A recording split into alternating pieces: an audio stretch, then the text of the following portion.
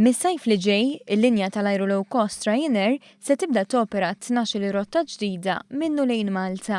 Dan bl-4 ajruplani diġà eżistenti bbażati f'pajjiżna u ħor ġdid li se jiġi Malta sajf li ġej u li l-investiment ta' $500 miljun Amerikan għalih tħabbar il-ħadd filgħodu.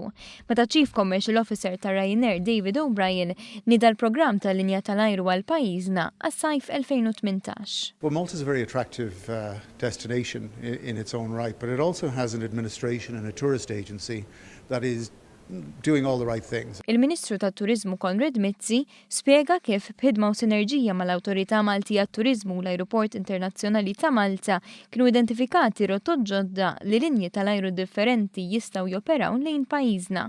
Buħut minnhom maħsuba speċifikament biex iżidu t-turisti f'pajjiżna fix-xhur tax-xitwa. Poġġejna bil-qiegħda ma' Ryanair, għamilnilhom numru ta' proposti, huma għamlu l-proposti tagħhom u ħriġna b'12 rotta lej pajjiżna li tikkumplimenta rotot li hemm bħalissa. Ġifieri dawn huma ħafna minnhom rotot ġodda, se jiftħu swieq ġodda fosthom lej in-nord tal-Ewropa u anki l-East Europe li jfisser li jkollna aktar diversifikazzjoni ta' turisti minn fejn ġejjin. Ir-rotot il-ġodda se jkunu Aberdeen, Barcellona, Bratislava, Pariġi, Gothenburg, Porto, Pescara, Sevilla, Tallinn, Belfast, Napli u Riga. Dan fil-waqt li se jiżdied in-numru ta' titjiriet lejn Madrid u Venezia biex ikomplu jissaħħu l-54 rotta ta' Ryanair f'pajjiżna. Minn dawn ir-rotot hemm uħud li toperhom ukoll Air Malta sansitra fl-istess ġranet u fl-istess ħinijiet. Għaldaqstant hemm il-ħsieb għal kollaborazzjoni bejn ir-Ryanair u l-Air Malta. Qed inħossu li l-ewwel fażi ta' kollaborazzjoni li bħalissa dejjem taħdiet wara huma biex potenzjalment l-Air Malta tuża l-platform, l-online platform ta' Ryanair li jidħlu fiha 50 miljun ruħ kuljum biex inkunu nistgħu nbieħħu il-flights tagħna. Dan wara li Ryanair ikkunsidrat it-triq it-tajba li qabdet fl-aħħar snin l-Air Malta.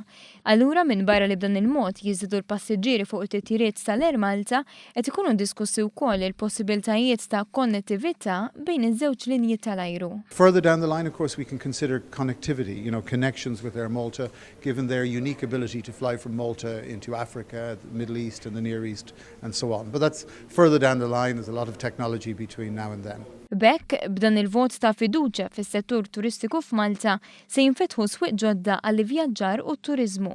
U Ryanair, li diġà hija linja tal-ajru li l-iktar iġġor passiġġieri f'Malta, tkompli tagħti l-kontribut tagħha lill-industrija tat-turiżmu, dan fl-istess waqt li tibqa' tissaħħaħ il-linja nazzjonali tal-ajru. Naħseb din hija xi ħaġa pożittiva bejn l-Air Malta li hija airline Maltija importanti għall pajjiż li għandha tibqa' hemmhekk u Ryanair li hija waħda mill-ikbar airlines tal-Ewropa.